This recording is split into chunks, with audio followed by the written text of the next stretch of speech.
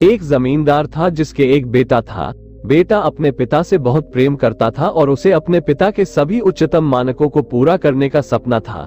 पिता जमींदार के पराधीन भी था, लेकिन उसके पास धन, सुख, शक्ति के बहुत धरोहर थे।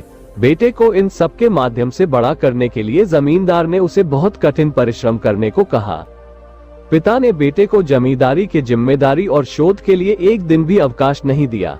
बेटे को ये सब भले ही अच्छा लगता था, लेकिन वह जानता था कि वास्तविक सुख और समृद्धि की खोज उसके अंदर ही है।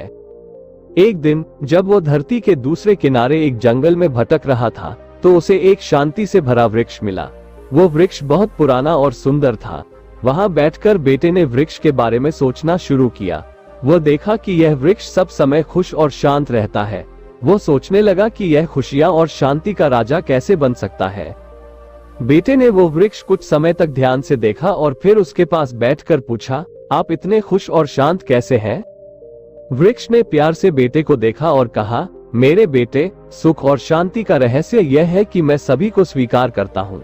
न किसी चीज की खोज में बसता हूँ, न ही किसी के साथ तुलना करता हूँ। अपने आप को ऐसे ही स्वीकार करते रहने से मैं खुश और शांत हूँ।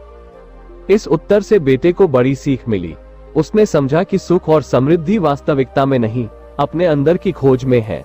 वो अपने पिता को छोड़कर वहीं उस वृक्ष के पास रहने लगा और उसके साथ समय बिताने लगा। धीरे धीरे वो अपने अंदर की प्राकृतिक खुशियों और शांति को खोजते हुए एक आध्यात्मिक आयाम की ओर बढ़ने लगा।